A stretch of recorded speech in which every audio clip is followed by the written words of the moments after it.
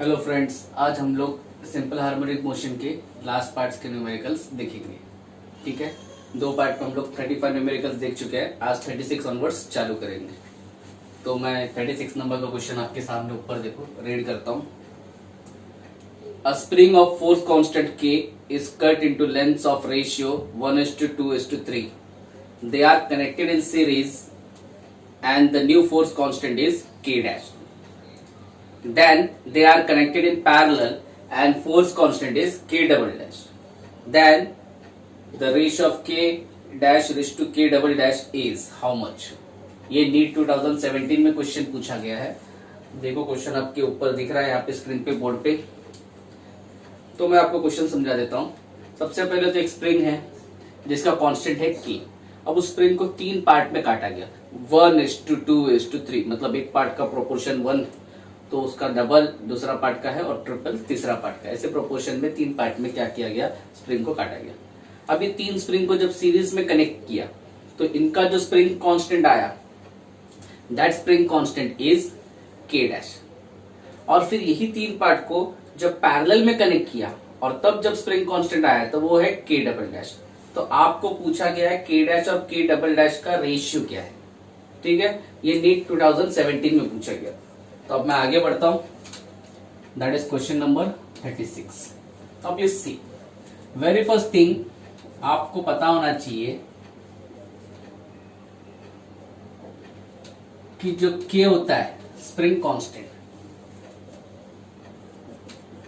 K जो है वो क्या है, स्प्रिंग कांस्टेंट है। ये जो स्प्रिंग कांस्टेंट है ये इनवर्सली प्रोपोर्शनल टू लेंथ होता है। मतलब जैसे जैसे लेंथ कम होगी वैसे वैसे क्या होएगा, स्प्रिंग कांस्टेंट ज्यादा होएगा। अब आपको बोला गया है spring is cut into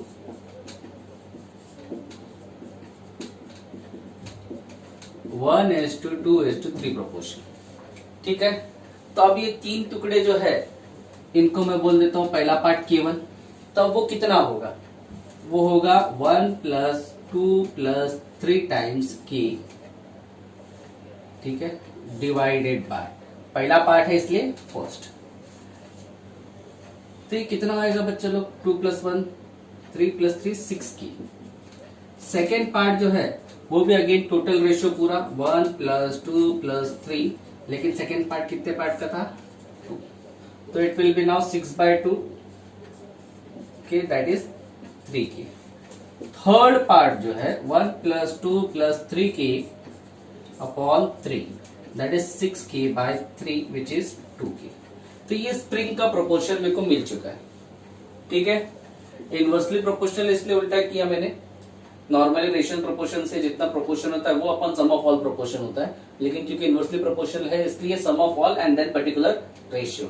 some of all पहले का रेशियो 1, सम ऑफ ऑल दूसरे का रेशियो 2, सम ऑफ ऑल तीसरे का रेशियो 3, सम ऑफ ऑल मतलब 1:2:3 का टोटल।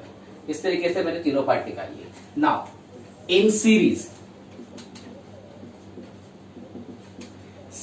में जो है K इक्विवेलेंट जो है उसी को K डैश बोला गया। तो कैसे दिया जाता है, ये दिया जाता है K dash is equal to 1/K1 + 1/K2 + 1/K3।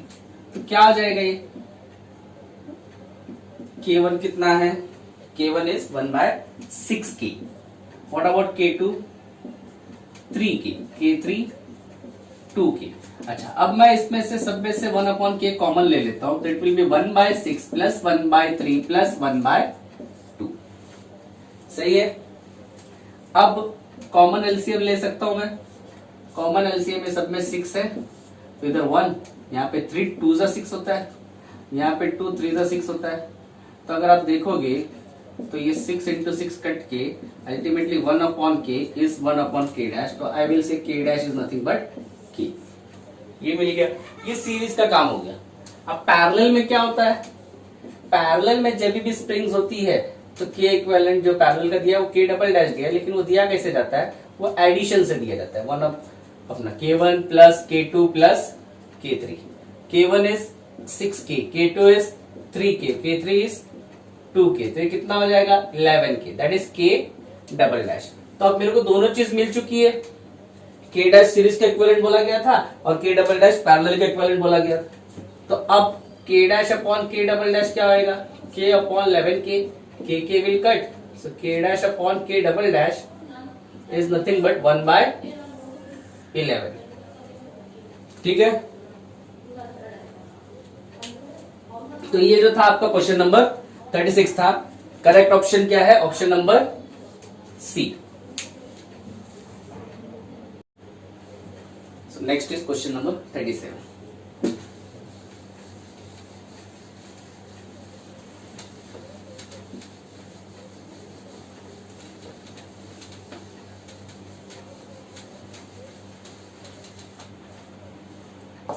Question को मैं रीड करता हूं बच्चा लोग, देखो बोर्ड पे। The displacement of a particle varies according to the relation x is equal to 4 into cos pi T plus sine pi t. The amplitude of the particle is how much. तो displacement कैसे vary हो रहा है वो दिया हुआ है particle का इस क्वेश्चन में 37 में, that is x is equal to 4 cos pi t plus sin pi t। This relation is given, ये डिस्प्लेसमेंट बता रहा है पार्टिकल का। Now the amplitude of the particle कितना ये पूछा गया है क्वेश्चन नंबर 37। ये AI 2003 में पूछा गया था। अच्छा, इसके लिए मैं सबसे पहले आपको एक जनरल फॉर्म बता देता हूं। इन जनरल अगर मेरे पास इक्वेशन है a cos omega T plus b sine omega t, ठीक है, तो मैं इसमें क्या कर सकता हूं, कॉस को sine omega T plus pi by 2 लिख सकता हूं और ये b sine omega T as it is. ठीक है, अब ध्यान दोगे तो दोनों साइन के फंक्शन है, तो इनका जो रिजल्टेंट एम्पलीट्यूड है, resultant amplitude is given by superposition principle as a is equal to square root of a square plus b square plus 2ab इनके बीच का cos 5। तो अब cos पाई बाय 2 बोले तो क्या हो जाएगा, cos 90 which is 0, तो ये पूरा टर्म एलिमिनेट हो जाएगा। तो resultant amplitude we will get as a square plus b square. सही है। सिमिलरली मैं इस क्वेश्चन में जो डेटा दिया है उसको भी ऐसे ही इवेल्युएट कर सकता हूं। देखो ना, now x is equal to, bracket open कर देता हूं मैं, 4 cos pi T plus 4 sine pi, comparing with standard equation. क्या है स्टैंडर्ड इक्वेशन, ये वाला standard equation, x is equal to a cos omega T plus b sine omega t. अगर इसके साथ कंपेयर करता हूं तो यहाँ पे a जो है वो भी 4 है और b जो है वो भी क्या है, 4 है। तो रिजल्टेंट एम्पलीट्यूड a जो है a square plus b square हो रहा है, तो ये क्या हो जाएगा, 4 square plus 4 square, that is under root of 16 plus 16, 32 could be return as 4 root 2। ठीक है, तो ये ऑप्शन देखो कौन सा ऑप्शन है ये, this is option number D. तो ये क्वेश्चन नंबर 37 था। दिया हुआ ये है, लेकिन मैंने आपको सबसे पहले जनरल फॉर्म बताया। ये जो रिजल्टेंट एम्पलीट्यूड है ये आपका सुपरपोजिशन प्रिंसिपल से दिया जाता है। बेसिकली ये फॉर्मूला अगर देखोगे तो क्या है, लॉ ऑफ पैरेललोग्राम में जो यूज करते हैं वही फॉर्मूला है। ठीक है, तो फिर मैंने कंपेयर किया और अपने आंसर तक हम लोग पहुंच गए। This was question number 37। Next is question number 38।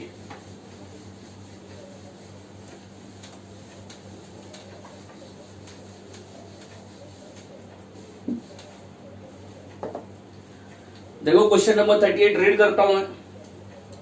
A point mass is subjected to two sinusoidal simultaneous sinusoidal displacement in x direction.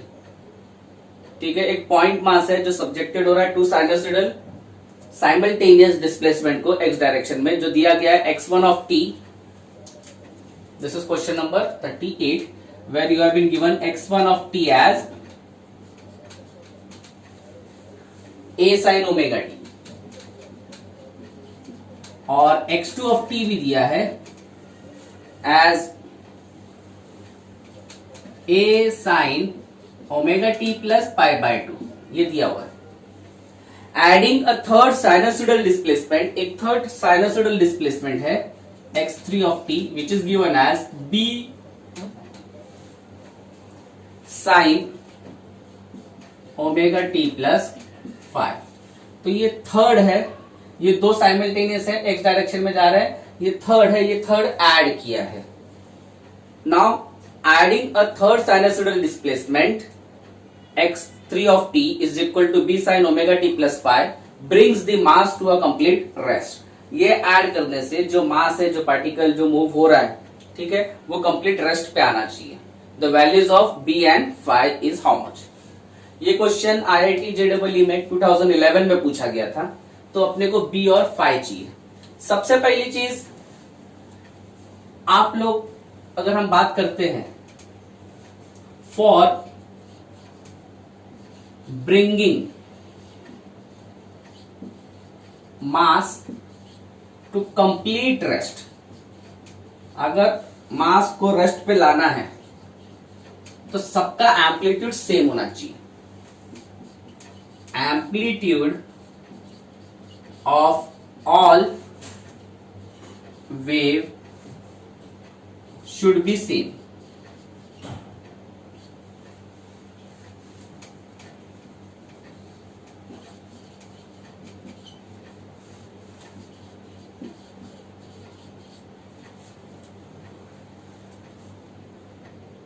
ठीक है, हर वेव का एम्पलीट्यूड सेम होना चाहिए। तो इसलिए मैं क्या बोलूंगा, जो b है वो किसको इक्वल है, a को। ये तो हो गया, b की वैल्यू a को इक्वल हो गई। अब बचा phi।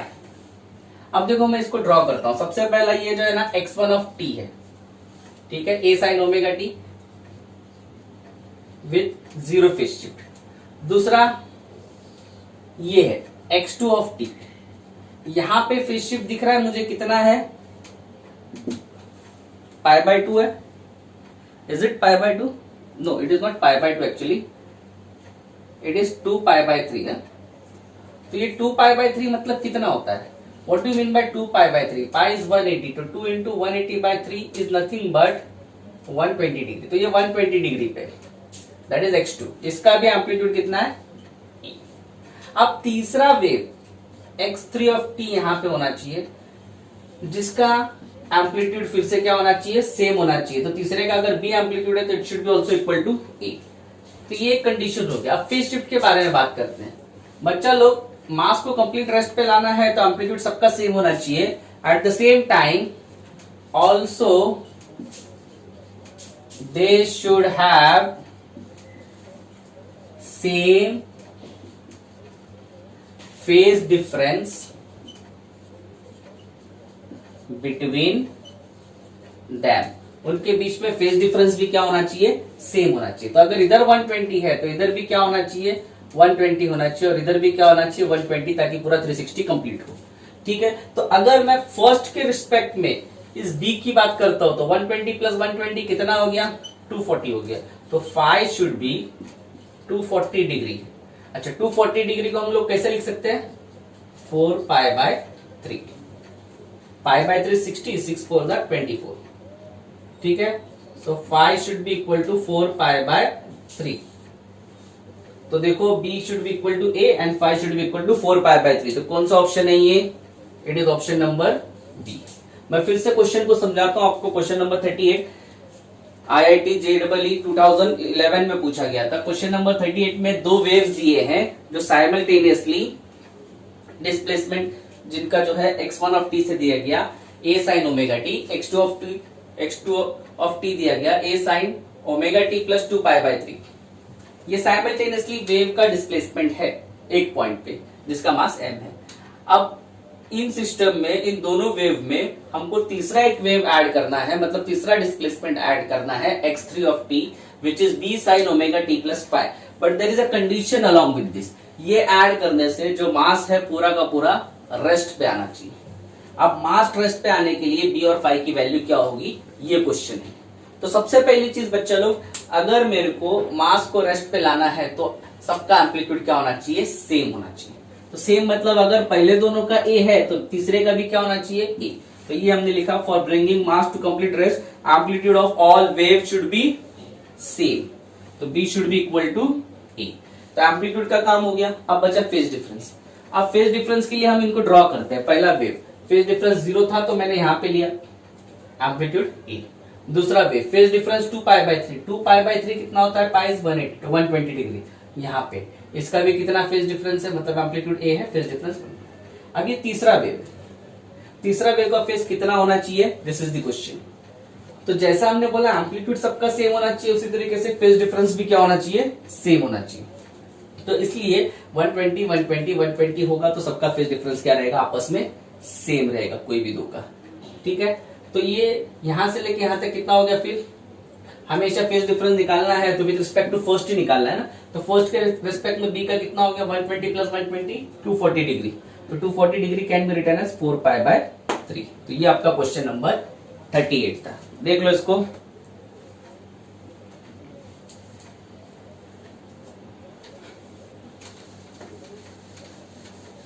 Next is question number 39।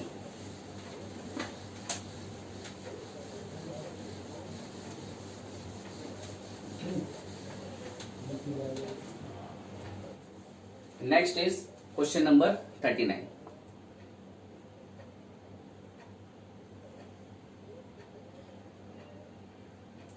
तो रीड करता हूं मैं क्वेश्चन नंबर 39।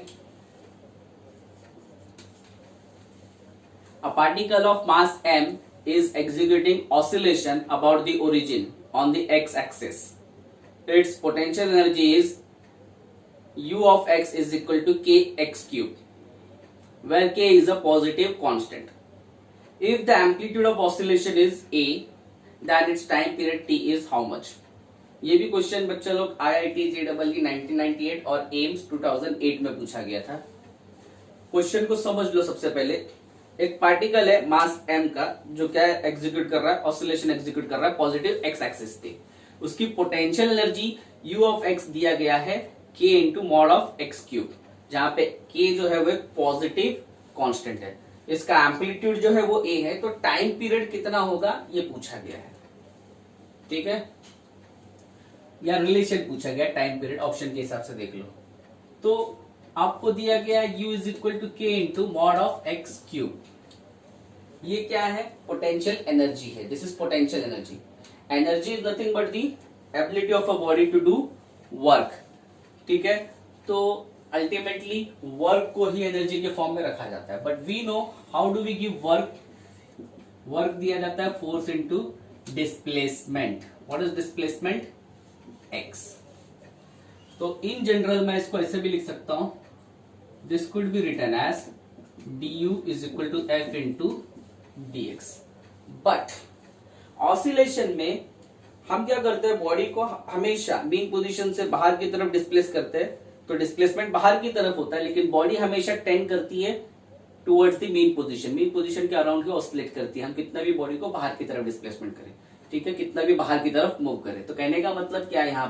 यहाँ पे जो फोर्स है और डायरेक्शन ऑफ मोशन है वो दोनों अपोजिट डायरेक्शन में होते हैं, इसलिए this work done is negative. ठीक है, अब यहां से क्या हो जाएगा? फिर इसी इक्वेशन को मैं इधर रीअरेंज करके ऐसे लिख सकता हूं, minus d u by d x. तो f will be minus d by d x of u. What is u? U is k into x cube. So k constant है, बाहर आ जाएगा।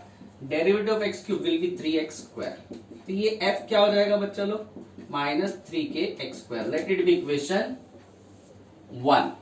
ठीक है, नाउ इन SHM अपने को पता है x ऑफ t क्या होता है?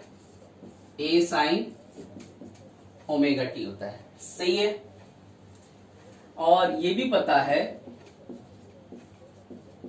ऑल्सो, अपने को पता है d square x upon d t square plus omega square x is equal to 0। This is nothing but equation of SHM है ये। ठीक है, तो अगर मैं इसमें बात करूं, ये क्या होता है? एक्सेलरेशन होता है। तो acceleration plus omega square x is equal to 0, या a is equal to minus omega square x होता है। सही है। अच्छा, मेरे को पता है फोर्स क्या होता है? we know force is equal to mass into acceleration। तो force will be mass as it is, acceleration के बदले मैं ये यूज कर सकता हूं, तो F will be minus m omega square x, let it be equation 2। तो मेरे पास जो एनर्जी दिया था उससे भी मैंने फोर्स निकाला है और SHM का भी फोर्स निकाला है, दोनों को मैं इक्वेट कर सकता हूं। इक्वेटिंग इक्वेशन 1 एंड इक्वेशन 2, तो माइनस 3kx² is equal to minus m omega square x. एक x कट जाएगा बच्चा लोग, नेगेटिव साइन कट जाएगा, it will be 3kx is equal to m omega square. सही है, यहां से मुझे ओमेगा स्क्वायर मिलेगा, m इधर आ जाएगा, 3k upon m into x. सही है, कोई तकलीफ? तो what will be the equation now? अगर मेरे को इक्वेशन निकालना है, यहां से मुझे क्या मिला, ओमेगा स्क्वायर के फॉर्म में ये वैल्यू मिल चुका है। ठीक है, omega square is equal to 3k upon m into x पहुंच गए हम लोग। तो यहां से what will be omega? Omega will be square root of 3k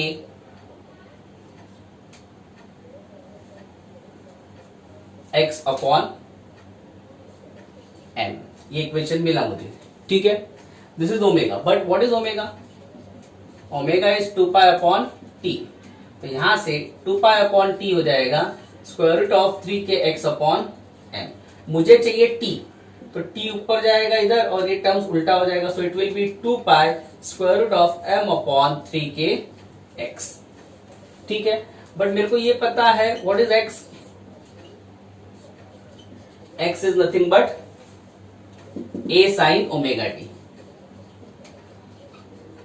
अब अगर मैं रिलेशन निकालू टाइम पीरियड का, how it depends on a, under root inversely proportional to a। ठीक है, देख लो एक बार, फिर से रिपीट करता हूं मैं। एनर्जी के फॉर्म में दिया था ये रिलेशन, पोटेंशियल एनर्जी के फॉर्म में, तो energy is work done is force into displacement. यहाँ पे मैंने फोर्स को नेगेटिव इसलिए लिया है क्योंकि फोर्स बाहर की तरफ जा रहा है ऑसिलेशन में, और बॉडी जो है डिस्प्लेसमेंट जो होता है हमेशा टुवर्ड्स दी मेन पोजीशन होता है। तो F is equal to minus d u by d x, यहां से हमने F निकाला। फिर SHM में पता है x ऑफ t क्या होता है, a साइन ओमेगा t होता है, और एक्सेलरेशन का इक्वेशन हमको पता है। ठीक है, तो एक्सेलरेशन का equation a is equal to minus omega square x है। तो SHM में फोर्स कैसे दिया जाता है? फोर्स मास इनटू एक्सेलरेशन, और एक्सेलरेशन मैंने निकाला, तो यहाँ पे भी फोर्स है, यहाँ पे भी फोर्स है। We have equated both the force, omega square मिला, वहां से ओमेगा निकाला, बट ओमेगा क्या होता है? 2 पाई अपॉन टी, तो 2 पाई अपॉन टी सब्स्टिट्यूट किया, then we obtain t, and we substituted the value of x and we get the relation time period is inversely proportional to under root of a। ठीक है, considering m, k and everything is constant। तो ये कौन सा option है आपका? This is option number ए। तो ये जो था आपका क्वेश्चन नंबर 39 था।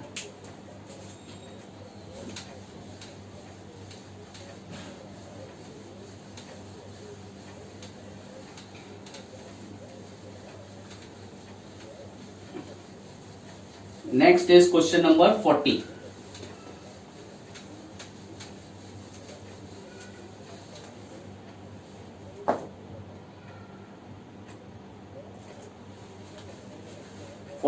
थोड़ा डिफिकल्ट क्वेश्चन है, देखो ऊपर स्क्रीन के ऊपर। A uniform rod of length L and mass M, capital M, is pivoted at the center. Its two ends are attached to two springs of equal spring constant K. The springs are fixed to a rigid supports as shown, and the rod is free to oscillate in the horizontal plane. The rod is gently pushed through a small angle theta in one direction and released. The frequency of oscillation is।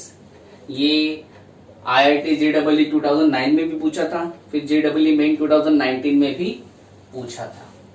इसके लिए मैं सबसे पहले इसका diagram बनाता हूं। Question number 40। See this is given to you, ये rigid support है, यहां पे आपके पास एक रॉड है, ये भी एक रिजिड सपोर्ट यहां पे भी।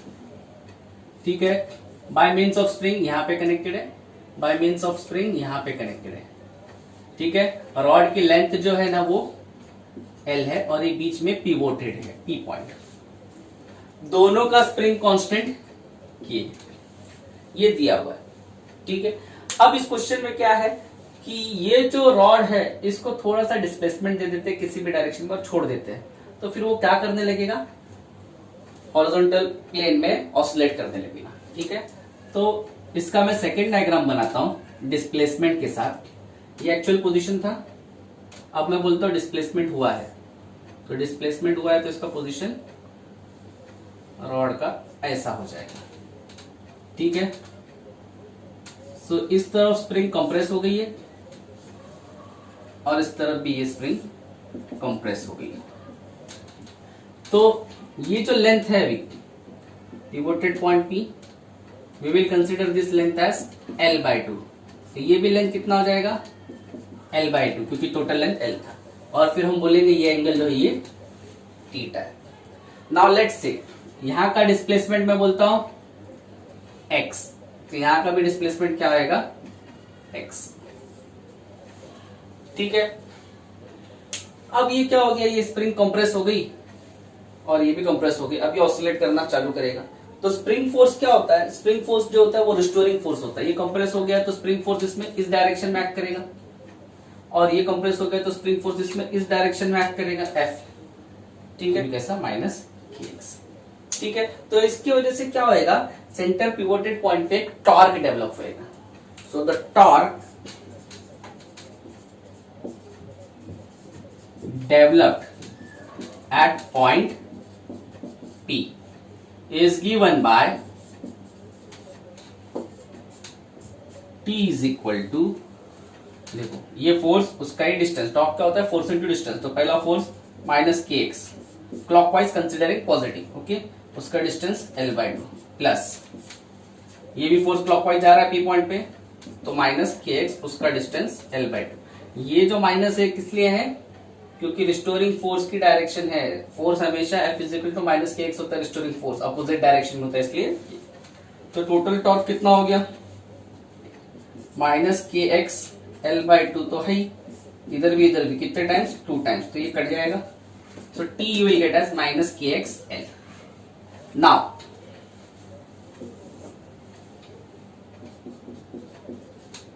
अब ये जो डायग्राम है इसको मैं थोड़ा सा बड़ा करता हूं। ये आपका थीटा था, ये L/2 था, ये x था, ये 90 डिग्री। तो वी नो tan थीटा जो होता है अपोजिट अपॉन एडजेसेंट होता है x upon L/2। But if theta is very very small then tan theta जो है ना अप्रोक्सीमेटली थीटा को इक्वल हो जाता है। तो ये theta is equal to x upon L/2 हो जाएगा। तो L/2 उधर जाके मल्टीप्लाई हो जाएगा, तो you will get x is equal to theta into L/2। तो ये जो टॉर्क है therefore इक्वेशन 1 बिकम्स, ये चेंज हो जाएगा, it becomes T is equal to -k theta into L/2 into L। It will be -k theta L²/2। Let it be equation number 2। Now जो torque है, torque जो है ना वो I इंटू अल्फा दिया जाता है। Here for rod I is moment of inertia, जो दिया जाता है ml²/12। देखो अगर ये पेंडुलम होता तो उसके लिए ml² होता है, ये रॉड है इसलिए ml²/12 हो गया, ठीक है। तो अब क्या हो जाएगा, ये इक्वेशन कैसे चेंज होएगा, तो टाउ के बदले ml²/12 इंटू अल्फा हो जाएगा, इक्वेशन 3। अब 2 और 3 को कंपेयर कर सकते हैं, yes, equating equation 2 and equation 3। -k theta L²/2 is equal to ml²/12 alpha. अब मैं L² काट देता हूं, ये 12 उधर जाएगा, ये m नीचे आएगा। So alpha will be -k, 12 will go up into theta, और ये जो है नीचे 2 इंटू m, सही है। अब यहां पे क्या हो जाएगा, ये कट के 6 हो जाएगा, तो alpha will be -6k upon m into theta. अब आपको समझना है alpha is equal to -ω² x होता है जनरल फॉर्म में, इसको हम लोग -ω² थीटा भी लिख सकते हैं। तो कंपेयर करूंगा तो मुझे ओमेगा स्क्वायर मिल रहा है ना, इसको और इसको कंपेयर करूं 4 और 5 को, I get this as omega square which is nothing but 6k upon m, या मैं बोलूं omega is equal to square root of 6k upon m। Omega मिल चुका है तो ओमेगा होता क्या है, 2 पाई अपॉन t होता है या 2 पाई n होता है, फ्रीक्वेंसी ऑफ ऑसिलेशन चाहिए तो, which is 6k upon m। यहां से मुझे अगर फ्रीक्वेंसी चाहिए तो 2 पाई उधर जाएगा, it will be 6k upon m। तो ये क्वेश्चन था बच्चा लोग। यहां पे ये सिस्टम दिया हुआ था, दिस इज गिवन, फिर बोला गया इसको थोड़ा सा एंगुलर डिस्प्लेसमेंट दे दो, तो पिवोटेड पॉइंट है P क्वेश्चन में दिया हुआ है, सेंटर पे पिवोटेड है, इसलिए L/2 लिया, स्प्रिंग कंप्रेस होगा। स्प्रिंग फोर्स जो होता है K × X होता है, नेगेटिव होता है क्योंकि फोर्स हमेशा रिस्टोरिंग होता है यहाँ पे, तो जिस डायरेक्शन में डिस्प्लेसमेंट हो रहा है उसका अपोजिट डायरेक्शन में रिस्टोर करने की कोशिश करता है। तो इस वजह से यहाँ पे टॉर्क डेवलप होता है। टॉर्क कैसे दिया जाता है, ये फोर्स इंटू ये डिस्टेंस, ये फोर्स इंटू ये डिस्टेंस, क्लॉकवाइज पॉजिटिव कंसीडर किया तो इसलिए दोनों पॉजिटिव, लेकिन फोर्सेस की साइन नेगेटिव थी, ठीक है। तो ये टॉर्क हो गया। अब इसी को हमने इस डायग्राम को थोड़ा सा जूम किया, यहाँ पे tan थीटा निकाला, अपोजिट अपॉन एडजेसेंट, ये हो गया। लेकिन अगर थीटा बहुत छोटा होता है तो tan theta becomes equal to theta, तो थीटा मिला, वहां से x निकाला, वो यहाँ पे सब्स्टिट्यूट किया, we get torque. Again torque जो होता है आई अल्फा होता है। रॉड के लिए आई मोमेंट ऑफ इनर्शिया जो है वो होता है ml²/12। अगर पेंडुलम होता तो ml² होता सिंपल, रॉड के लिए ml²/12 होता है। तो t is equal to I alpha, I की वैल्यू डाल दी, अल्फा की वैल्यू डाल दी, फिर से t मिला, यहाँ पे भी t था, then we equated both, we got alpha. लेकिन मुझे पता है अल्फा जो होता है -ω²x होता है। अब x के फॉर्म में होगा तो -ω²x, अब थीटा के फॉर्म में है, एंगुलर फॉर्म में है तो -ω² तो इन दोनों को हमने कंपेयर किया, अल्फा अल्फा थीटा थीटा है तो ω² should be equal to 6k upon, यहां से मुझे ओमेगा चाहिए तो स्क्वायर था तो स्क्वायर रूट हो जाएगा।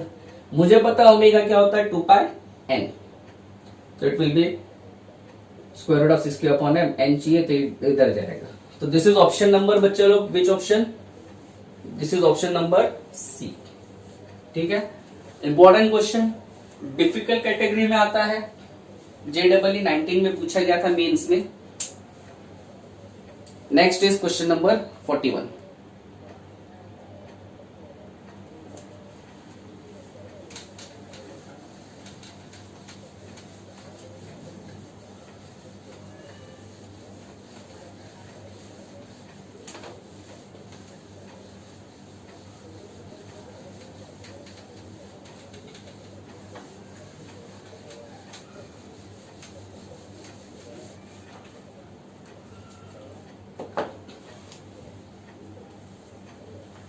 देखो क्वेश्चन नंबर 41 देखो,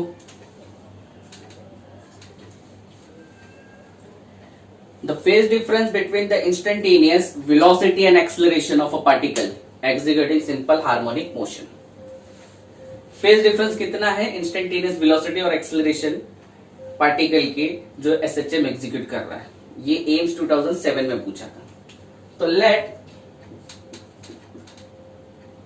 मैं बोलता हूं displacement of the particle is given as x is equal to a sin omega, ठीक है।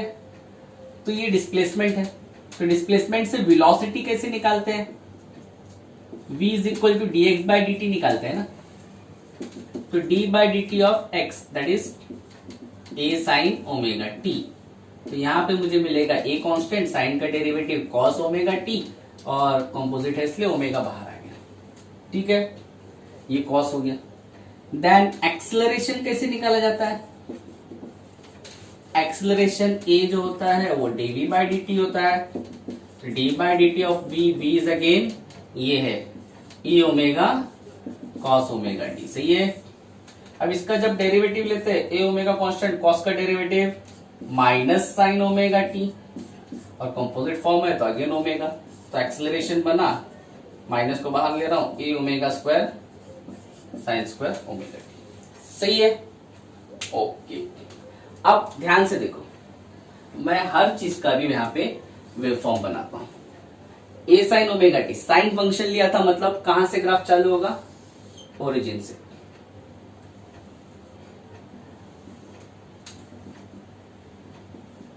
ये 0, π/2, पाई, 3π/2, 2π। This is displacement. ठीक है, नेक्स्ट इज वेलोसिटी। वेलोसिटी क्या है? कॉस फंक्शन है। अच्छा, डिस्प्लेसमेंट का एम्पलीट्यूड क्या था? ए, प्लस ए माइनस। अब नेक्स्ट क्या है? वेलोसिटी। वेलोसिटी क्या फंक्शन है? कॉस। कॉस का ग्राफ कहां से चालू होता है? एक्सट्रीम पोजीशन से। तो ये एक्सट्रीम पोजीशन से चालू होएगा, नीचे जाएगा, ऊपर जाएगा, वापस नीचे जाएगा। ठीक है, तो इसका जो एम्पलीट्यूड है ये क्या है? ए ओमेगा, यहां पे minus A omega. This is velocity. ठीक है, नेक्स्ट एक्सेलरेशन। एक्सेलरेशन में क्या आया? नेगेटिव साइन आया। तो साइन तो ओरिजिन से चालू होता है, नेगेटिव इसलिए नीचे से चालू होएगा, ऊपर जाएगा। This is acceleration. अब इस क्वेश्चन में बच्चा लोग हमको बोला है फेज डिफरेंस निकालना है। अच्छा, इसका एम्पलीट्यूड कितना है? माइनस ए ओमेगा स्क्वायर प्लस ए ओमेगा स्क्वायर माइनस ए ओमेगा स्क्वायर। अब इस क्वेश्चन में बोला है वेलोसिटी और एक्सेलरेशन के बीच में फेज डिफरेंस कितना है। देखते हैं क्या फेज डिफरेंस है। देखो बच्चा लोग, ये पॉइंट देखो, यहां से वेलोसिटी ग्राफ में नेगेटिव साइकिल चालू हो रहा है ना, और एक्सेलरेशन में यहां से नेगेटिव साइकिल चालू हो रहा है। मतलब दोनों में इतना फेज डिफरेंस है। यहाँ पे नेगेटिव साइकिल यहां से चालू हो रहा है, यहाँ पे नेगेटिव साइकिल यहां से चालू हो रहा है। इतना डिफरेंस मतलब ये कितना हो गया? π/2। तो phase difference between velocity and acceleration is π/2। could it be written as 0.5 पाई, आधा पाई? समझ में आ रहा है ना? देखो ना, यहाँ पे ये जो है वो यहाँ से चालू हो रहा है, मतलब ये इतना पहले से चालू हो रहा है। वेलोसिटी ग्राफ इतना पहले से चालू हो रहा है। ठीक है, फिर यहाँ से एक्सेलरेशन चालू हो रहा है। तो ये जो डिस्टेंस है, यही वेलोसिटी और एक्सेलरेशन के बीच में फेज शिफ्ट है, जो क्या है? π/2 है। ठीक है, तो हमने इसको प्रूव कर दिया 0.5 पाई। तो ये कौन सा ऑप्शन है? चेक करो 41 का। That is option number A. This is question number 41। फिर से बोल रहा हूं, आपको बोला है पार्टिकल एसएचएम एग्जीक्यूट कर रहा है, उसका इंस्टेंटेनियस वेलोसिटी और इंस्टेंटेनियस एक्सेलरेशन में क्या फेज डिफरेंस है वो पता होना चाहिए। फेज डिफरेंस बोलो तो एंगुलर डिफरेंस होता है दो वेव्स के बीच में, जिसमें वेव लीडिंग लैगिंग होता है। कोई भी वेव अगर अपने पीक पे पहले पहुंचता है तो उसको लीड बोलते हैं, बाद में पहुंचता है तो लैग बोलते हैं। या फिर कोई भी वेव अपना साइकिल पहले कंप्लीट करता है तो लीडिंग बोलते हैं, बाद में कंप्लीट करता है तो लैगिंग बोला जाता है। ठीक है, अब दोनों का स्टार्टिंग पॉइंट मेरे को मिलाना है। अगर फेज शिफ्ट निकालना है तो स्टार्टिंग पॉइंट मिलाना है। तो इसका स्टार्टिंग पॉइंट ये है, तो ये पॉइंट वेलोसिटी में यहाँ पे है ना, तो कितने डिफरेंस पे वो इसके और इसके बीच में difference? π/2, that is phase shift. तो ये जो था question number 41। Next is question number 42।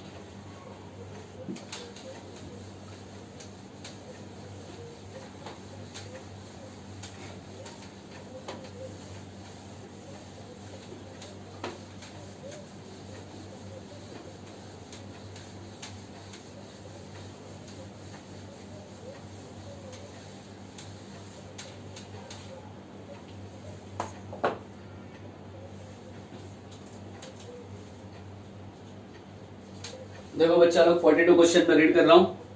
A particle is performing simple harmonic motion along x axis with an amplitude 4 centimetre and time period 1.2 second.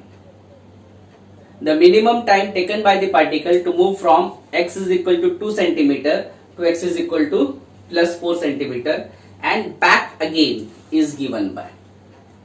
ठीक है, क्वेश्चन को समझो। एम्स 1995 में पूछा गया है। सबसे पहला बोला गया है particle simple harmonic motion perform कर रहा है अलोंग एक्स एक्सिस, जिसका एम्पलीट्यूड क्या है?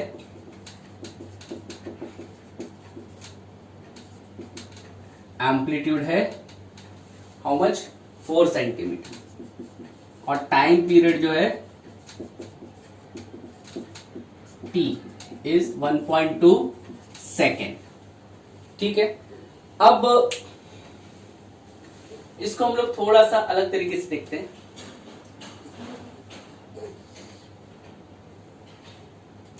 समझो ये एक वेव है,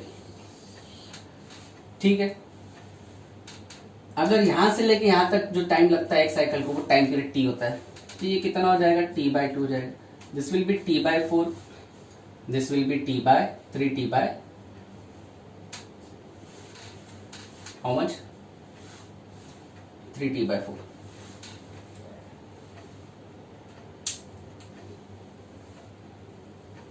ठीक है, तो ये जो होता है ना बच्चों लोग, this is mean position, x is equal to 0 and this is extreme position, x is equal to a amplitude. ये एक्सट्रीम पोजीशन होता है और ये जो होता है ये मीन पोजीशन होता है।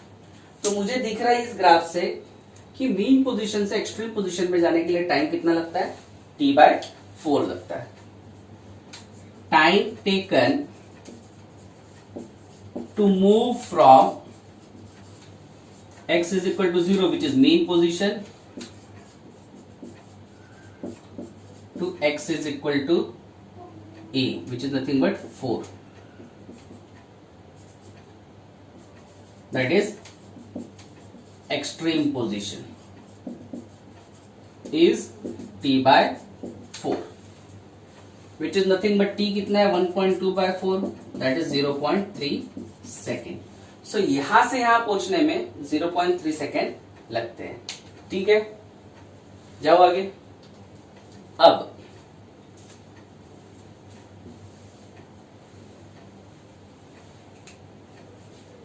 Time taken to move from x is equal to 0 to x is equal to 2, x is equal to 2 पे। ठीक है, 0 से लेके 2 पे। अब ये देखो, ये 4 जो है मैक्सिमम एम्पलीट्यूड है, तो 2 बोला तो क्या, हाफ ऑफ द एम्पलीट्यूड। तो मुझे पता है ना ये वेव जो है x is equal to a sine omega t है। तो x इज इक्वल टू 2 का मतलब क्या है, एम्पलीट्यूड जो है वो क्या हो गया, x क्या हो गया, a/2 हो गया। ठीक है, दैट इज 2 सेंटीमीटर इटसेल्फ ना। तो इसको a/2 डाल सकते हैं, that is a sine omega t। तो a कट जाएगा तो sign omega t will be 1/2 या omega t will be sine inverse 1/2। तो साइन इनवर्स हाफ किसके लिए होता है, साइन 30 के लिए होता है। 30 कुड बी रिटन एज π/6 और ओमेगा t क्या होता है 2π/t, π/6। पाई कट जाएगा, t will be again capital T/12 second. This could be also written as 1.2 divided by 12, 1/10, this is 0.1 second। तो ये किसके लिए लगा, 0 से 2 के लिए लगा। देखो, सबसे पहले हमने 0 से 4 के लिए निकाला, 0, 2, 4। यहां से यहां के लिए जो टाइम लगा 0 to 4 के लिए कितना लगा, 0.3 सेकेंड। और फिर यहां से यहां के लिए, किधर से कहां से, यहां से यहां के लिए 0 से 2 के लिए 0.1 सेकेंड। तो x इज इक्वल टू 2 से x इज इक्वल टू 4 तक कितना होगा, time taken to move from x is equal to 2 to x is equal to 4 will be now 0.3 minus 0.1 that is 0.2 second. लेकिन ये यहां से जाना ही नहीं है, वापस आना भी है। To move from x is equal to 2 to x is equal to 4 and again back. Back बोला तो क्या हो जाएगा, to come back it should be now 2 into 0.2 second which is 0.4 second. तो ये आपका सही ऑप्शन है, ढूंढो। मैं फिर से बोलता हूं क्वेश्चन क्या है। एम्पलीट्यूड a दिया हुआ है 4 सेंटीमीटर, टाइम पीरियड t दिया है 1.2 सेकेंड। ये मैंने साइनसोइडल वेव कंसीडर किया। This is mean position x is equal to 2, this is extreme position x is equal to 4, that is amplitude.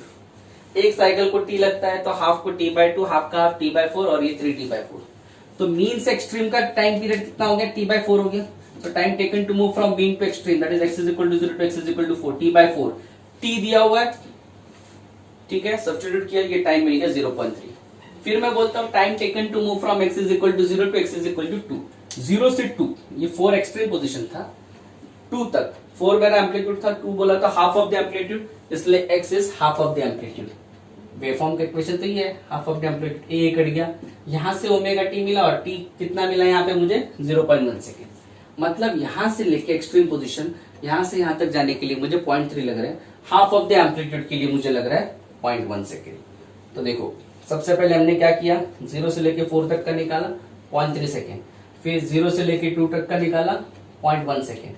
Question में पूछा गया 2 से 4 तक का, तो 2 से 4 तक का क्या होगा, इसका डिफरेंस होगा ना 0.2। लेकिन सिर्फ इतना ही नहीं पूछा है, वो जो वर्ड है उस पर ध्यान देना है। And back again, back again मतलब 2 से 4 जाना है, वापस 4 से 2 भी आना है, तो 2 से 4 जाने के लिए 0.2, वापस 4 से 2 आने के लिए 0.2, that is 2 into 0.2, 0.4। This is which option, option number B. तो ये क्वेश्चन नंबर 42 था। Next is question number 43।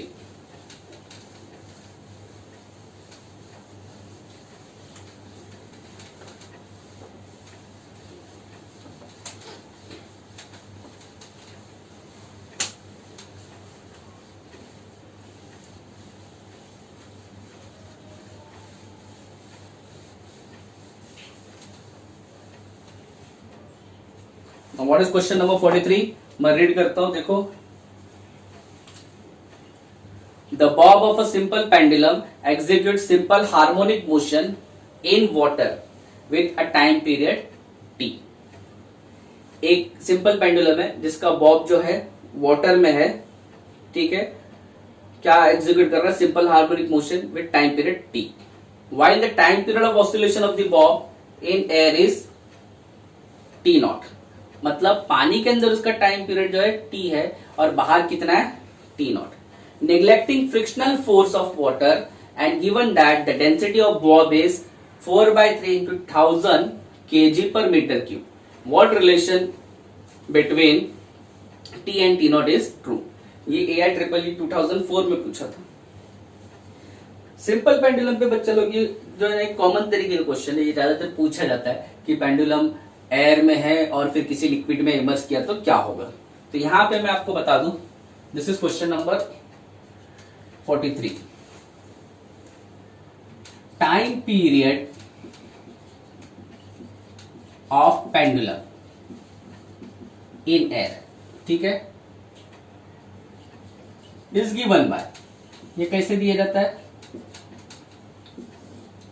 Is given bye, air में कितना बोला है, एयर में बोला है टी नॉट, तो T naught is equal to, अपने को पता है टाइम पीरियड का इक्वेशन क्या है, L/G। ये मैं दोनों इक्वेशन बता चुका हूं। अगर मास स्प्रिंग का होता है तो क्या होता है M/K, और पेंडुलम का होता है तो L/G। Late it be equation 1, ठीक है। नाउ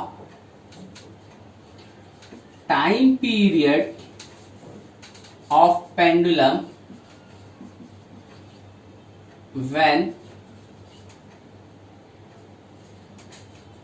immersed in liquid, ये रिलेशन याद रखना, अभी लिक्विड के अंदर इमर्स किया है, तो is given by t is equal to 2 pi square root of L into, ध्यान देना ये 1 माइनस स्क्वायर रूट में ये rho dash upon rho into g. This is important relation, एक शॉर्टकट रिलेशन है, ठीक है। ये रो डैश जो होता है ये होता है डेंसिटी ऑफ लिक्विड, जिस भी लिक्विड की बात हो रही है, और रो जो होता है डेंसिटी ऑफ बॉब होता है, ठीक है। तो late it be equation 2।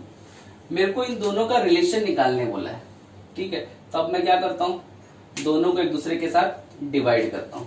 So divide equation 2 by equation 1। So t by T naught हो जाएगा, 2 पाई 2 पाई कट जाएगा, रूट L L भी कट जाएगा। अब रेसिप्रोकल फॉर्म में है तो ये लिया है तो पहले ये आएगा g, और फिर ये आएगा 1 minus rho dash upon rho into g, g भी कट जाएगा। तो मुझे पता है यहाँ पे क्या बचेगा, 1 upon 1 minus rho dash upon रो, ठीक है ना। रिलेशन में अभी आगे बढ़ते हैं। ये 1 as it is 1 minus rho dash. Rho dash बोले तो डेंसिटी ऑफ लिक्विड, लिक्विड क्या है, वाटर है, तो वाटर के लिए 10⁻³ kg पर मीटर क्यूब हो गया। ठीक है, डेंसिटी ऑफ बॉब दिया है 4/3 into 1000 kg per metre cube, that is nothing but 4/3 into 10⁻³ kg per metre cube. तो मैं डाल देता हूं वैल्यू, रो डैश की value is 10⁻³, this is 4/3 into 10⁻³। ठीक है, 10⁻³ 10⁻³ कट जाएगा, डिनोमिनेटर का डिनोमिनेटर ऊपर जाएगा, तो ये बनेगा 1 माइनस 3/4।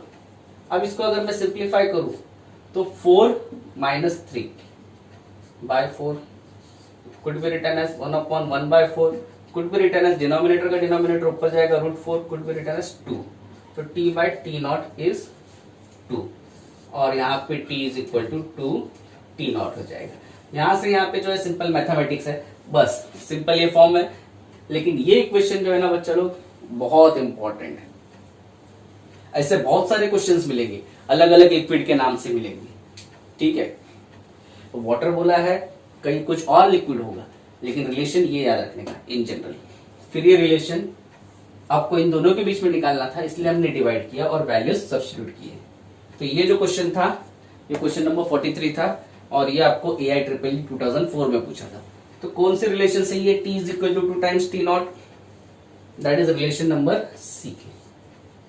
ठीक है, देख लो।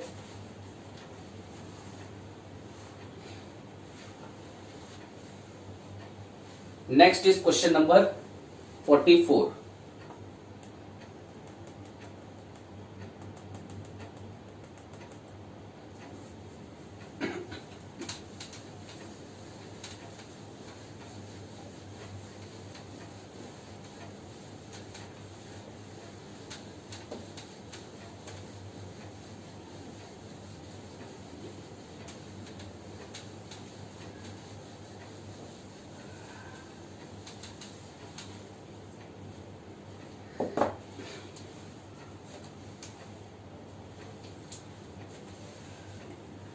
क्वेश्चन नंबर 44 रीड करता हूं मैं।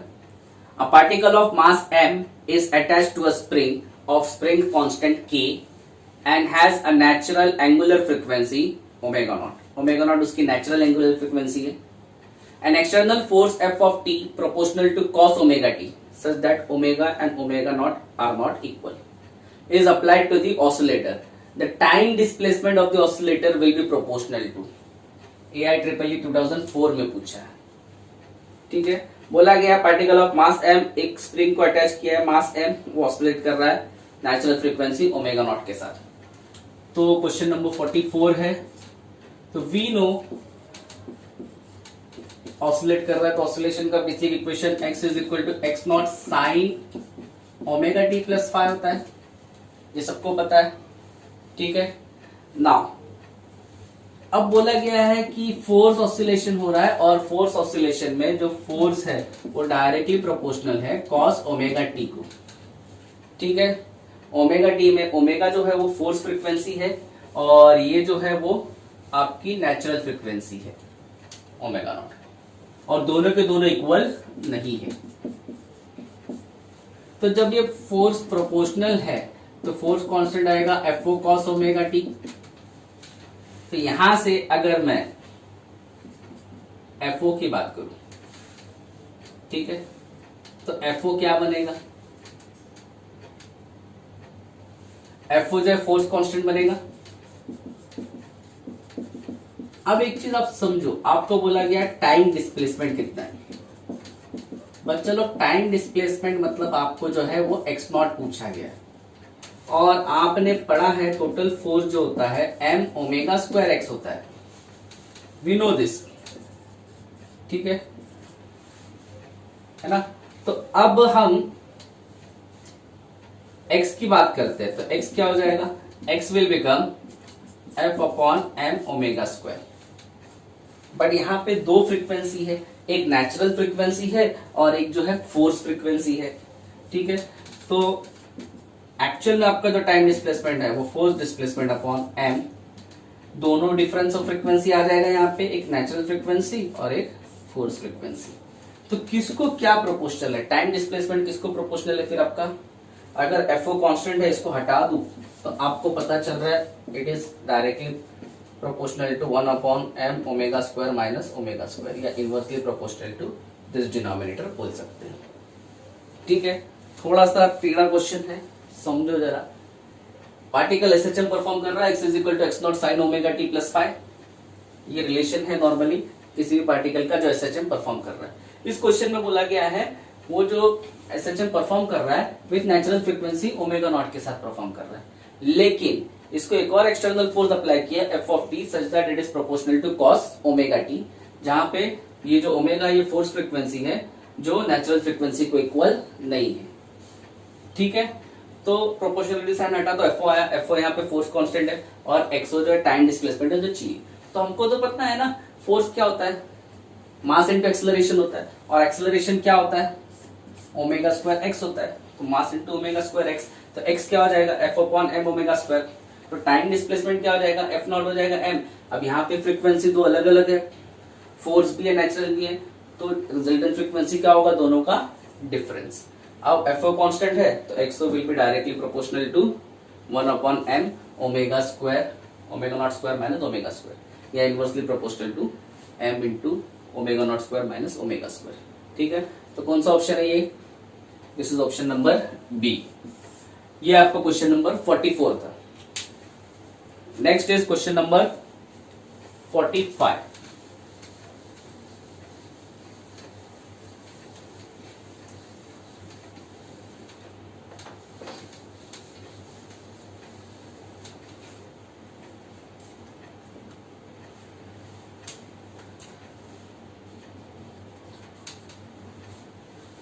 JEE मेन 2019 का क्वेश्चन है।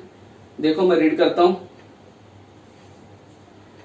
A traveling harmonic wave is represented by the equation y of x comma t is equal to 10 raised to minus 3 sin 50t plus 2x, where x and y are in meter and t is in second. Which of the following is a correct statement about the wave? तो सबसे पहले तो एक harmonic wave है जो represent किया गया है y of x comma t function which is 10 raised to minus 3 sin of 50t plus 2x। ठीक है, अच्छा, इन जनरल डिस्प्लेसमेंट का इक्वेशन कैसे दिया जाता है, a sin omega T plus के एक्स के साथ। ठीक है, ये जनरल इक्वेशन होता है। अब अगर मैं बात करूं इनके बीच में, प्लस भी हो सकता है माइनस भी हो सकता है। यहां पे प्लस साइन कब होता है और माइनस साइन कब होता है? प्लस साइन होता है जब वेव ट्रैवल करती है, वेव ट्रैवल्स इन नेगेटिव एक्स एक्सिस, और माइनस साइन होता है जब वेव ट्रैवल करती है पॉजिटिव एक्स एक्सिस। तो आपको क्या दिया गया है, पॉजिटिव साइन दिया गया, मतलब क्या है, वेव कहां ट्रैवल कर रही है, वेव ट्रैवल्स इन नेगेटिव एक्स एक्सिस, तो पॉजिटिव वाला ऑप्शन हट गया। ठीक है, अब ऑप्शन में क्या दिया है, वेव कौन से डायरेक्शन में जा रही है और स्पीड क्या है। तो डायरेक्शन तो पता चल गया, पॉजिटिव साइन है मतलब नेगेटिव डायरेक्शन में। अब बचा क्या, स्पीड। अब अगर मैं इसको कंपेयर करता हूं तो कंपेयर करने से क्या पता चल रहा है, ओमेगा इज 50 एंड के इज 2। तो स्पीड कैसे दिया जाता है, स्पीड v जो होता है ना बच्चों लोग, वो ओमेगा बाई के दिया जाता है, which is 50/2 which is 25 meter per second. Therefore, wave travels in negative x direction या negative x axis with speed 25 meter per second. बहुत सिंपल, ये दिया हुआ है, ये स्टैंडर्ड फॉर्म है, बस याद रखने का साइन प्लस कब होगी माइनस कब होगी। प्लस है मतलब अपोजिट डायरेक्शन नेगेटिव एक्सिस में ट्रैवल कर रहा है, माइनस है मतलब पॉजिटिव एक्सिस में ट्रैवल कर रहा है। तो प्लस दिया था इसलिए नेगेटिव एक्सिस में ट्रैवल कर रहा है। कंपेयर किया, ओमेगा 50 मिला, के 2 मिला, स्पीड जो होता है v is equal to omega by k होता है। दैट्स इट, ये क्वेश्चन नंबर 45 था। तो कौन सा ऑप्शन है ये, negative direction with 25 metre per second square, that is 25 metre per second, that is option number A. JEE Main 2019 में पूछा था, सिंपल है। ठीक है, next is question number 46।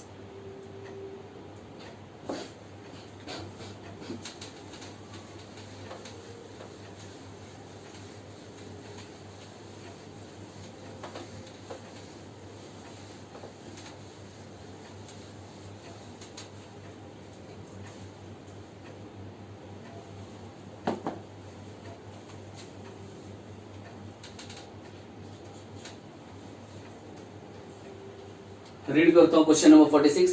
The displacement of a particle executing simple harmonic motion is given by y is equal to a naught plus a sin omega t plus b cos omega t, then the amplitude of its oscillation is given by. ये NEET 2019 में पूछा गया बच्चा लोग। Displacement of particle दिया है y is equal to a naught plus a sin omega t plus B cos omega T, ऐसा दिया गया। ठीक है, तो इसका एम्पलीट्यूड क्या होगा ये पूछा गया। देखो बच्चा लोग, क्वेश्चन बहुत ही सिंपल है, क्योंकि अगर ए नॉट को हटा दूं मैं तो मुझे पता है ये एक स्टैंडर्ड फॉर्म है। इसका एम्पलीट्यूड कैसे दिया जाता है? सुपरपोजिशन प्रिंसिपल से दिया जाता है। Resultant amplitude is equal to square root of a1 square plus a2 square plus 2a1 a2 cos phi. ये हम देख चुके हैं, 2-3 क्वेश्चन में देख चुके हैं। बस इसका क्या लेना देना है, ये एक दे दिया है। तो आपको यहाँ पे समझना है कि ये जो ए नॉट है ना, ये इनिशियल एम्पलीट्यूड है। इसको आप मीन एम्पलीट्यूड भी बोल सकते हैं या इसको मीन पोजीशन भी बोल सकते हैं। इसका एम्पलीट्यूड से लेना देना ही नहीं है। तो जो भी एम्पलीट्यूड निकलेगा कहां से निकलेगा? यहां से निकलेगा। तो यहां से रिजल्टेंट एम्पलीट्यूड कैसे दिया जाएगा? यहां से रिजल्टेंट एम्पलीट्यूड दिया जाएगा a square plus B square. ठीक है, आपको पता चल गया रहेगा कैसे देते हैं। नहीं पता है तो इसके पहले भी क्वेश्चन देखा है हमने, ये टर्म को कंसीडर करो, है ना। फिर क्या करने बोला है?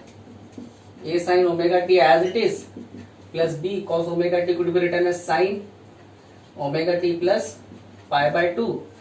फिर रिजल्टेंट एम्पलीट्यूड जो है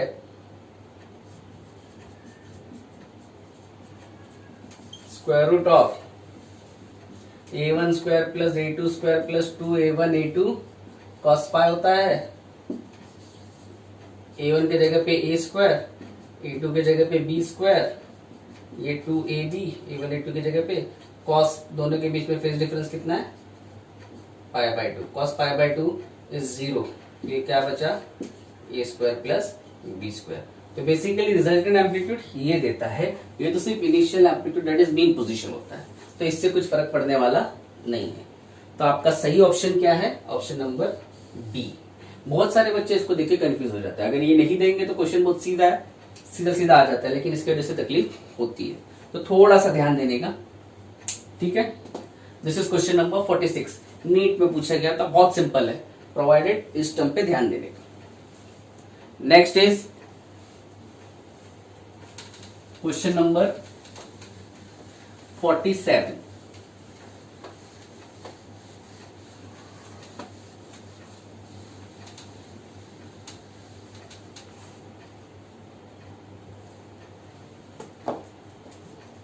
now what is question number 47? मैं रीड करता हूं, देखो। Average velocity of a particle executing simple harmonic motion in one complete vibration. एक कंप्लीट वाइब्रेशन में एवरेज वेलोसिटी कितना होता है कोई भी पार्टिकल का जो एसएचएम परफॉर्म करता है? अगेन नीट 19 का सबसे सिंपल क्वेश्चन यही है। ठीक है, देखो, इन वन ऑसिलेशन, ऑसिलेशन के वर्ड यूज किया है, वाइब्रेशन यूज किया है। ऑसिलेशन बोलो या वाइब्रेशन बोलो।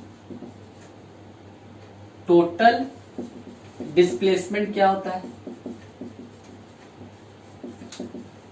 0 होता है ना, क्योंकि जहां से चालू करते हैं वहां पे ही आते हो। तो टोटल डिस्प्लेसमेंट क्या हो जाता है? 0 हो जाता है। तो एवरेज वेलोसिटी क्या होता है बच्चा लोग? Average velocity is displacement upon time period. displacement is 0 and time period is t, 0 divided by anything is 0. So average velocity by default कितना हो गया? 0 हो गया. तो ये था आपका क्वेश्चन नंबर 47 जो बहुत ही सिंपल था. ऑप्शन नंबर डी है इसका. लेकिन फिर भी हमने इसको क्यों किया? क्योंकि ये नीट 2019 में पूछा हुआ है. ठीक है. Next question number 48.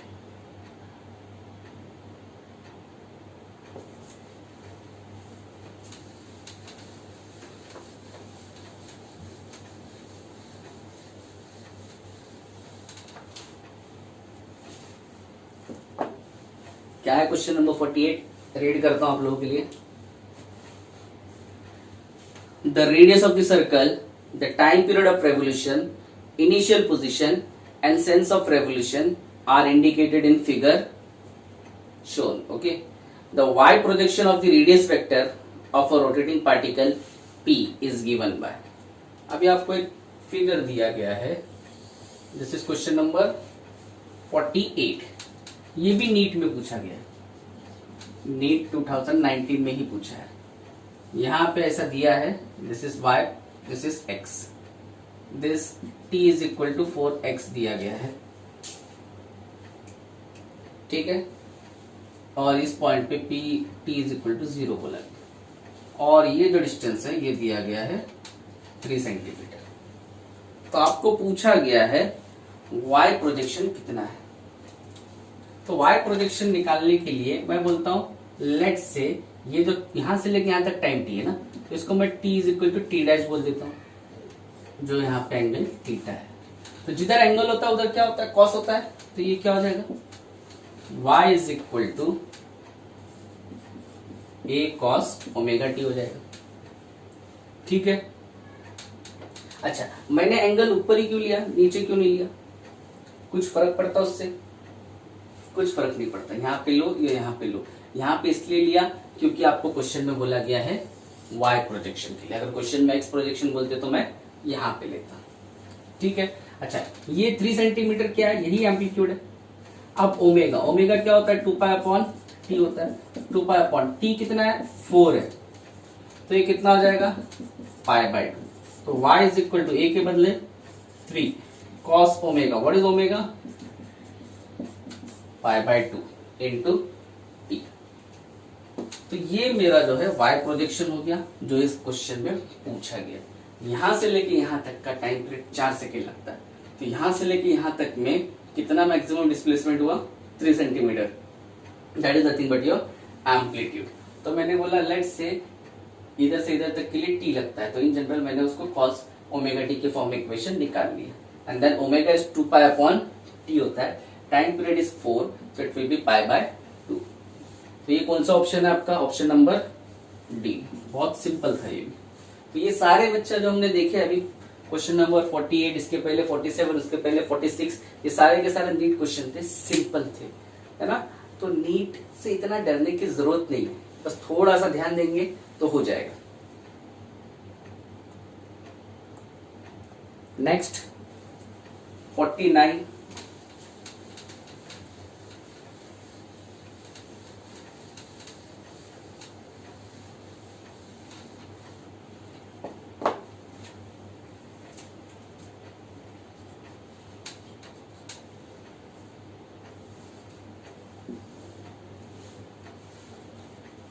Question number 49 देखो ऊपर है.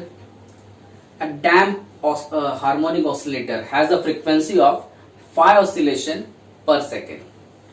The amplitude drops to half of its value for every 10 oscillation. The time it will take to drop to 1/1000 of its original amplitude is close to. ये JEE Main 2019 में पूछा गया है. बच्चा लोग ये बेसिकली क्वेश्चन जो है ना डैम्प ऑसिलेशन के लिए है. तो मैं यहाँ पे पहले डैम्प ऑसिलेशन के बारे में कुछ बता दूं. फॉर डैम्प ऑसिलेशन एम्पलीट्यूड जो है वो इस तरीके से दिया जाता है. Amplitude is given by a is equal to a naught e raise to minus gamma t, where gamma is damping factor. ठीक है, ये एक इक्वेशन आपको याद रखना है। नाउ इस क्वेश्चन में हमको बहुत सारी कंडीशन दी गई है। पहली लाइन पे देखो क्या दिया गया है, it has a frequency of 10 oscillation per second. ठीक है, तो not 10 oscillation, 5 oscillation per second. तो एक सेकेंड में 5 ऑसिलेशन होते हैं, ये दिया हुआ है, दिस इज गिवन। अगला पॉइंट अगर मैं पढ़ू तो वहां पे बोला है the amplitude drops to half its value for every 10 oscillation. हर 10 ऑसिलेशन में एम्पलीट्यूड की वैल्यू कितनी होती है, हाफ होती है। तो amplitude A is equal to A0 by 2 for every 10 oscillation, ये भी दिया हुआ है। नाउ 1 सेकेंड में 5 ऑसिलेशन होते हैं, तो 10 ऑसिलेशन के लिए कितना टाइम लगेगा। So T is equal to, cross multiply कर दो 10 by 2, 2 सेकेंड। तो 10 ऑसिलेशन के लिए कितना टाइम लगेगा, 2 सेकेंड लगेगा ना, क्योंकि 1 सेकेंड में 5 ऑसिलेशन हो रहे थे, 2 सेकेंड में 10 ऑसिलेशन होंगे।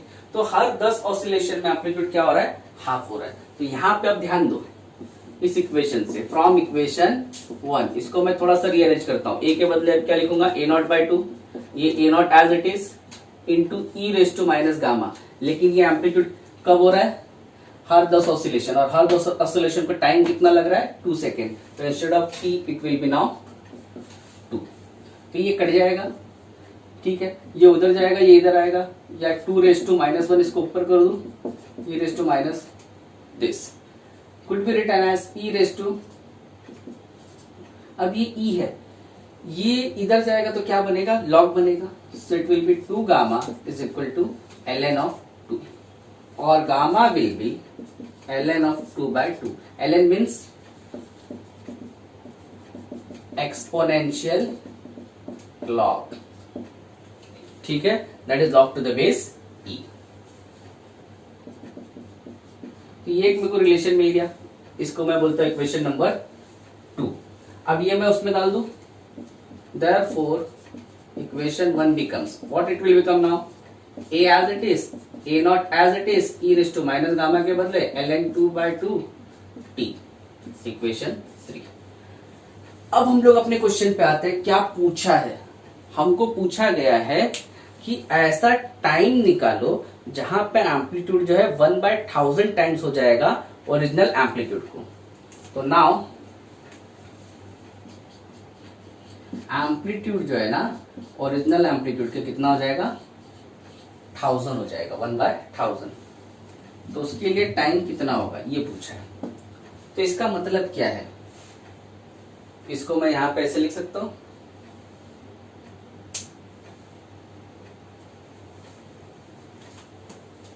इक्वेशन 3 में डाल के देखते हैं अभी। देखो इक्वेशन 3 बिकम्स ए के बदले A0 by 1000, 1000 पे डालो तो समझ में आ रहा है ना।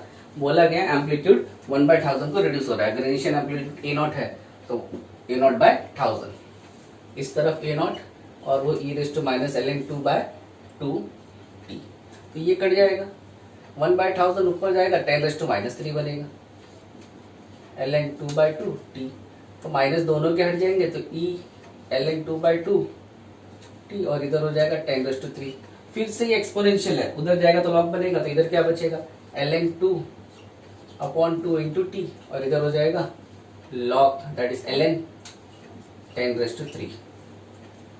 सही। अच्छा, log a raise to n का फॉर्मूला पता है ना, क्या होता है, n log a, तो ये 3 आगे आ जाएगा। तो ln 2 by 2 into T is equal to 3 ln 10। सही है। अब मेरे को t चाहिए, तो ये 2 ऊपर जाएगा, 3 इंटू 2 इंटू ln 10, और ये ln 2, तो t will be 6 ln 10 upon ln 2। अब यहाँ पे आके बहुत सारे बच्चे थक जाते हैं, फंस जाते हैं। तो आपको थोड़ा सा अभी ln बोला तो एक्सपोनेंशियल लॉग है, एक्सपोनेंशियल लॉग को नेचुरल लॉग में कन्वर्ट करते आना चाहिए। और नेचुरल लॉग में कैसे कन्वर्ट करते हैं, log to the base 10 into 2.303। आपने पढ़ा रहेगा केमिस्ट्री में, बहुत जगह पे पढ़ा रहेगा। एक्सपोनेंशियल लॉग को नेचुरल लॉग में 2.303 से मल्टीप्लाई करते हैं, तो ये भी log 2 हो जाएगा 2.303, तो कट जाएगा।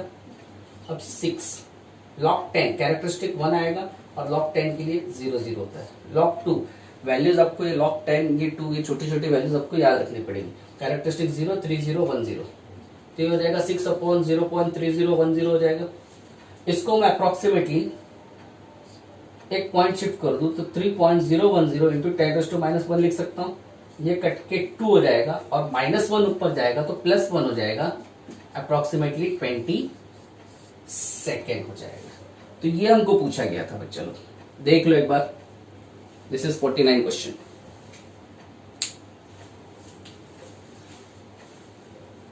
अब फिर से समझाता हूं। डैम्प ऑसिलेशन के लिए एम्पलीट्यूड हमेशा इस तरीके से दिया जाएगा, A = A0 e⁻ gamma t, where gamma is damping factor. आपको क्या क्या दिया है हम लोग लिख रहे हैं। पहले से बोला है कि फ्रीक्वेंसी जो है मतलब 5 ऑसिलेशन पर सेकंड कंप्लीट हो रहे थे, दिया हुआ है। और बोला है हर 10 ऑसिलेशन में एम्पलीट्यूड हाफ हो रहा है, तो 10 ऑसिलेशन में एम्पलीट्यूड A0/2 हो जाएगा। एक ऑसिलेशन को 5 सेकंड लग रहे, तो 10 ऑसिलेशन को कितना टाइम लगेगा ये हमने यहाँ पे निकालने की कोशिश की। तो कितना मिला 2 सेकंड मिला। तो जहां पे एम्पलीट्यूड हाफ हो रहा है उसको टाइम कितना लग रहा है 2 सेकंड, इसलिए मैंने यहाँ पे डाल दिया एम्पलीट्यूड हाफ इस इक्वेशन में। ठीक है, ये एज इट इज, ये gamma as it is. Time कितना लगा हाफ होने के लिए 2 सेकंड लगा, तो यहाँ पे डाल दिया। सिंप्लीफाई किया, ln एक्सपोनेंशियल लॉग होता है याद रखो। जीटा निकाल के वापस से मैंने इसको इसमें डाल दिया, ये मेरा इक्वेशन बन गया। अब अपने को पूछा है जब एम्पलीट्यूड रिड्यूस होगा 1/1000 टाइम्स इट्स ओरिजिनल एम्पलीट्यूड तो टाइम कितना है, तो ये यहाँ पे डाल दिया कंडीशन और टी निकालने की कोशिश की। तो बाकी तो सिंपल मैथमेटिक्स है, देख लो, जो नहीं समझ में आ रहा है पूछ लो। ऊपर गया, ठीक है, ये 1000 है तो ऊपर जाएगा 10⁻³ एज इट इज। बस याद रखना है इधर लिखा है ये इधर लिखा है, नेगेटिव कट गया क्योंकि दोनों के दोनों नेगेटिव थे, ऊपर गए पॉजिटिव हो गए। ये ई है तो ई जब इधर जाएगा तो ln बनेगा और जो रेस 2 में होता है वो नीचे आ जाता है। यहाँ पे भी देखो ये ई है, ठीक है, ई उधर जाएगा तो ln बनेगा ln2 और जो ऊपर था वो नीचे आ जाएगा। ये चीज याद रखना है, ये बहुत कॉमन मिस्टेक करते हैं बच्चे लोग, तो मैं लिख देता हूँ चाहिए तो। अगर e⁻x = a है देन x जो होता है वो log a होता है, याद रखिएगा। ये रिलेशन जो है ना ये इंपॉर्टेंट है, वही यहाँ पे फॉलो हुआ है, वही यहाँ पे भी फॉलो हुआ है। ठीक है, तो ये क्वेश्चन नंबर 49 था, JEE 2019 में पूछा गया था। डिफिकल्ट कैटेगरी में हम लोग इसको देख सकते हैं। Next is question number 50।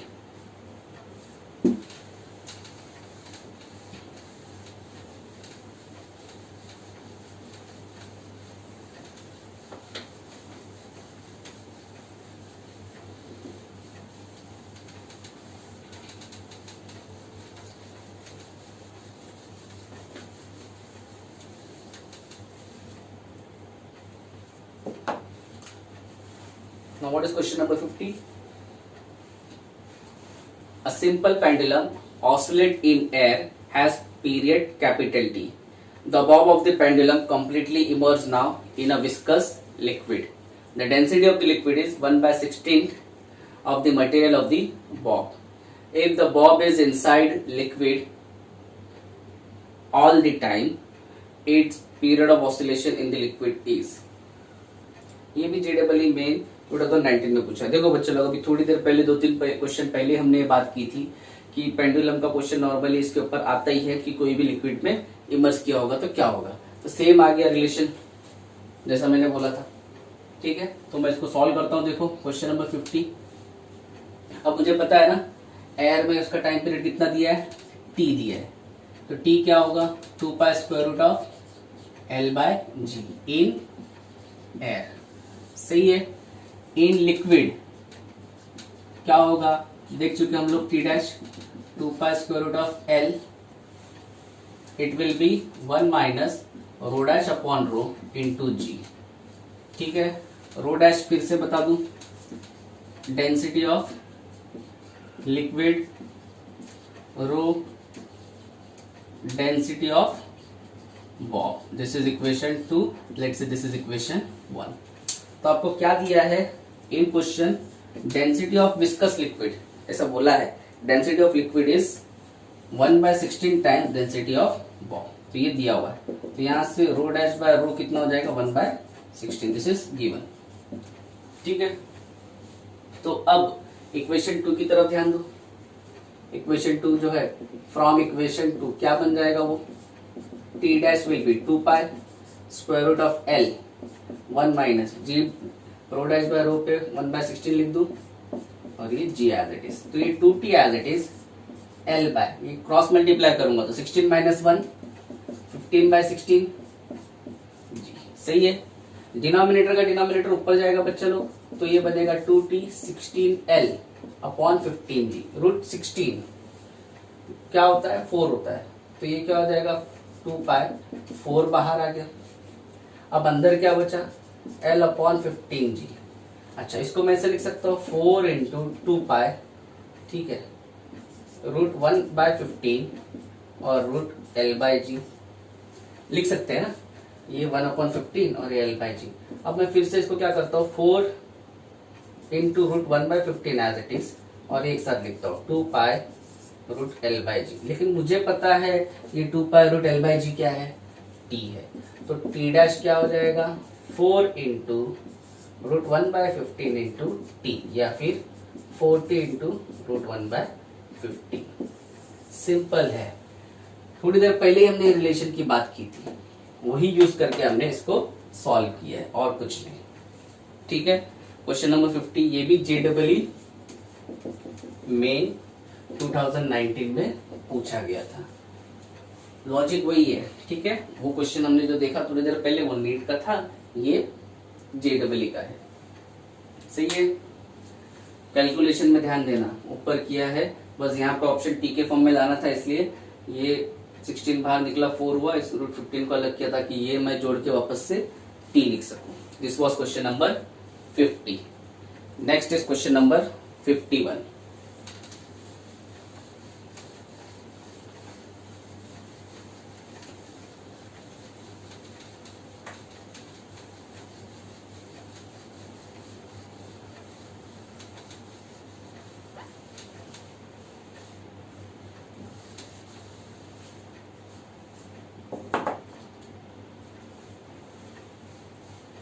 So question number 51 मैं रीड करता हूं। The displacement of a damped harmonic oscillator is given by x of t is equal to e raised to minus 01 t cos 10 pi t plus 5, as t is in second. The time taken for its amplitude of vibration to drop to half of its initial value is close to। फिर से डैम्प oscillation का question है 51, वही बात करूंगा मैं for damp oscillation. A is equal to A naught E raise to minus gamma T दिया जाता है, ठीक है, इन जनरल। लेकिन आपको क्वेश्चन में दिया हुआ है कि x of t is equal to E raise to minus 0.1 t cos of 10 pi T plus 5। तो इसका मतलब क्या हो गया, ये जो है ये गामा हो गया, तो ए क्या हो जाएगा a naught E raise to minus 0.1 t. अब पूछा क्या है, फिर से time taken for its amplitude of vibration to drops to half its value for a is equal to A naught by 2, t कितना है ये पूछा गया। तो डाल देते हैं ए के बदले ए नॉट बाई 2, यहाँ पे a naught E raise to minus 0.1 t, a naught will cancel, 2 raise to minus 1 e raise to minus 0.1 t. तो उल्टा हो जाएगा तो क्या बनेगा e raise to 0.1 t, this will become 2, reverse कर दिया। अब फिर से मैंने बताया ना इन जनरल, अगर e raise to x is equal to a है तो एक्स क्या आएगा ln ऑफ, तो अब ये क्या हो जाएगा 0.1 t is equal to ln of 2, तो t will be ln of 2 into 0.1। सही है, अब मैं क्या करूंगा इसको ln ऑफ 2 log 2 में कन्वर्ट करूं तो मल्टीप्लाइंग फैक्टर क्या होता है, ये रिलेशन याद रखने का, ln को जब log में कन्वर्ट करते हैं तो 2.303 से मल्टीप्लाई किया जाता है। Divide by 0.1। तो log 2 क्या होता है, 3010 होता है, ये 2.3030 0.1, ये अप्रोक्सीमेटली उधर पॉइंट कट जाएगा, इट विल बी 3010, ये 2.303 हो जाएगा। अब इसको जब मल्टीप्लाई करते हैं, मैं 3 से ही मल्टीप्लाई करता हूँ, 3 3 9, 3 0 0, 3 3 9, 3 2 6, तो 6.9 that is approximately 7 second. Question number 49 में हमने इसी प्रिंसिपल पे किया था, डैम्प ऑसिलेशन का ही था, ठीक है, तो ये भी वैसे ही है। तो 7 second is your appropriate answer which is option number B. तो ये जो थे हमारे एसएचएम के न्यूमेरिकल्स थे। जितने भी न्यूमेरिकल्स यहाँ पे हुए हैं तीनों पार्ट में, अगर आप इतने अच्छे से करते हो तो आपके सारे वेराइटीज ऑफ क्वेश्चन कंप्लीट होते हैं, सारे टाइप्स कवर होते हैं, ठीक है। मैं ये नहीं बोलता क्वेश्चन रिपीट होंगे, लेकिन जो भी निकलेंगे इसी पैटर्न से निकलेंगे, ठीक है। Thank you.